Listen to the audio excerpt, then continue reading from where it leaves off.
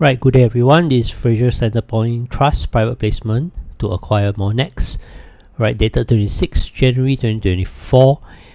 Alright, what they want to do, and they announced this on 25th of January, which was yesterday, is to acquire 24.5% more of NEX for 523 million.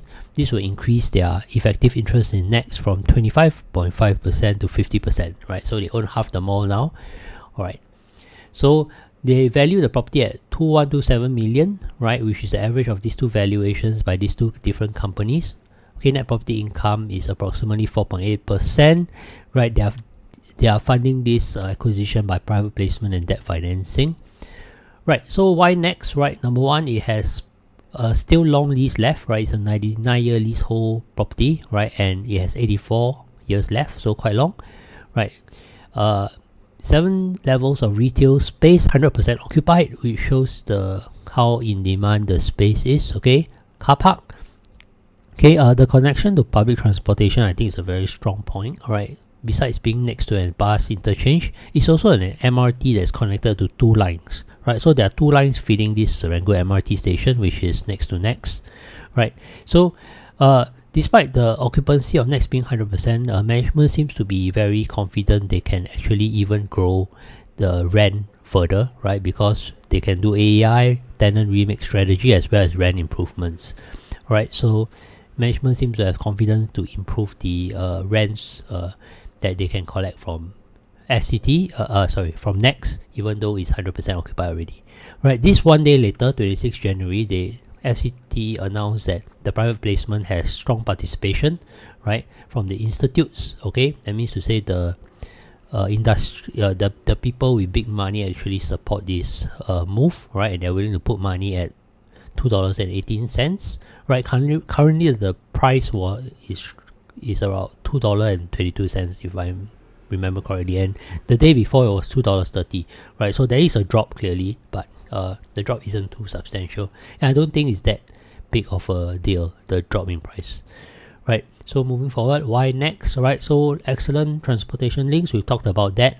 Okay, they are serving a pretty big area, and also they estimate that in the next 5 years there will be an 8.1% population growth, which will further feed the sales of NEX. Right, it's the second largest retail mall outside the central area, so that's what one of the things that makes it unique.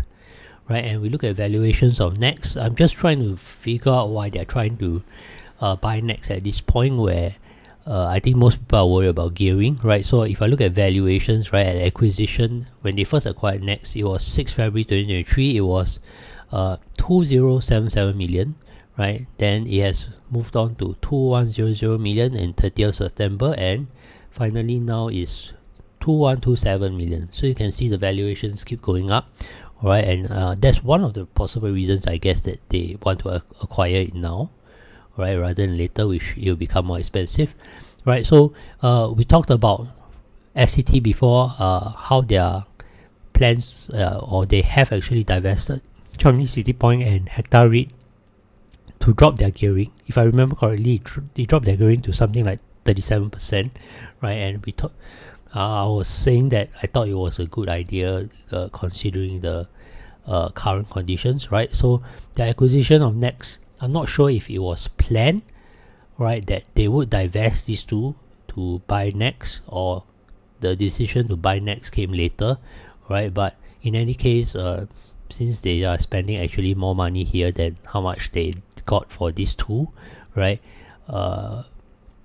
their gearing will increase again, but luckily some parts are mitigated by the private placement. Right, so anyway, DPU wise, to me they estimate a 0.4% increase, which to me is insignificant, so I take it the DPU didn't increase. Right, NAV wise dropped by 0.01, right, primarily because of the number of issued units due to private placement. Okay, again, not a big deal in my opinion. Alright, acquisition actually caused the gearing to probably go up to 40.9%. Right, all these are estimates, right? I think the numbers will become more clear in time when they have the correct data available, right? So if they hadn't bought this REIT, I think their gearing would have stayed something like 37%. Right, this one I believe is still with Changi CentrePoint.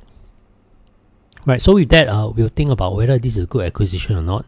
To me, this short-term not so good because it increased their gearing. But when I thought about it a little bit more, the gearing is only an issue if your assets valuations drop, right? So for FCT's case, I don't foresee that it's likely that their asset valuations will drop because of low demand, right? So for example, if we look at US office REITs, one of their primary concerns is when asset valuation drops, their gearing spikes to above the threshold of 45 or 50%, right? And that means they cannot distribute dividends anymore. For example, Manulife REIT, right? But for SCT, I don't see that happening. At least it is very unlikely. Okay, so I don't think this acquisition is a bad deal. All right, it may look slightly bad because of the increased gearing and not much increase in DPU, but I think long term FCT has proven that its management is able to do well with the malls. Alright, so I think short term is an average acquisition. Longer term, it will probably look like a good one. Alright, again, this is not financial advice in any way. Please do your due diligence before you make any buys or sells. Alright, with that, thank you for listening. Goodbye.